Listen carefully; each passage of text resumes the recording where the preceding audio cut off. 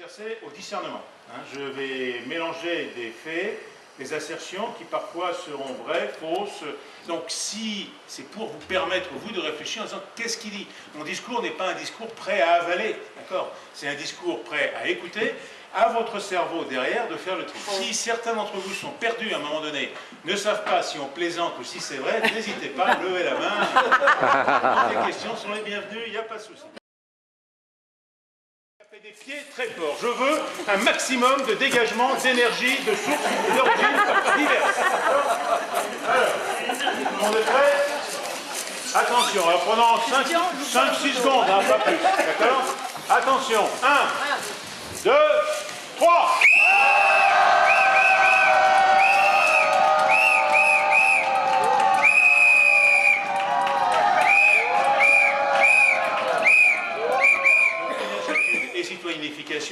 Et c'est vrai que ce qui me met en colère, c'est que j'ai un peu l'impression que la France est le Calimero du monde. C'est où ils sont mes copains, encore ratés, etc.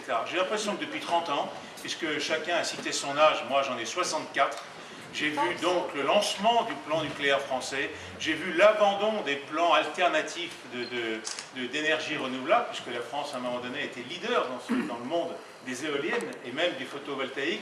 Tout ça, j'ai l'impression qu'on a jeté nos atouts aux 4 vents et qu'on joue systématiquement des cartes mauvaises ou moyennes depuis 40 ans, d'où les difficultés que nous connaissons à l'énergie. C'est une très vieille histoire.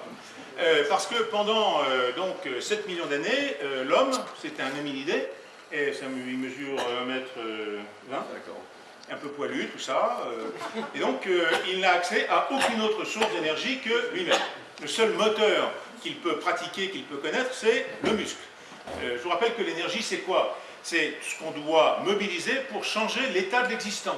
D'accord? S'il n'y a pas d'énergie, l'existant reste typiquement inchangé. Vous prenez la Lune, qui reçoit très peu d'énergie parce qu'elle n'a pas d'atmosphère pour la garder, qui n'a pas d'énergie volcanique interne. La Lune, elle est impeccable, elle ne bouge pas. Sur Terre, comme on a des sources radioactives sous nos pieds qui font qu'on a un magma liquide et que les plaques se déplacent, on a des tremblements de terre, des volcans, etc. Comme on a une atmosphère, on a le soleil, le rayonnement solaire qui reste piégé et qui fait du vent, de la pluie, parce que ça vaut son pesant de cacao. On fait attention quand même. Vous savez, il y a des gens qui réfléchissent, qui font pas n'importe quoi et disent, bon, ils rejettent du CO2, mais ils ne savent pas, on va les aider à en dégager moins. Donc on va leur dire combien leur voiture rejette de CO2. Rejette 100 grammes de CO2 au kilomètre. Alors là, je voudrais qu'on m'explique, parce qu'un gramme de CO2, je ne vois pas ce que c'est.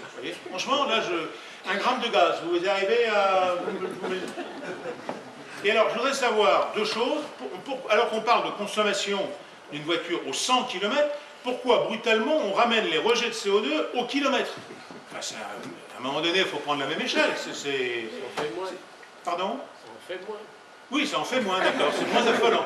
Parce que 100 grammes de CO2 au kilomètre, on serait forcé de dire que ça fait 10 kg au 100 km. Alors, le gramme, je ne sais pas ce que c'est, mais 10 kg, je me doute que ça fait quelque chose quand même. Donc, je vous ai fait... Alors, deuxième question, alors qu'on donne 3 consommations en ville, sur route et mixte pour une voiture, 3 consommations d'essence ou de fioul, on ne donne qu'un chiffre pour le rejet de CO2.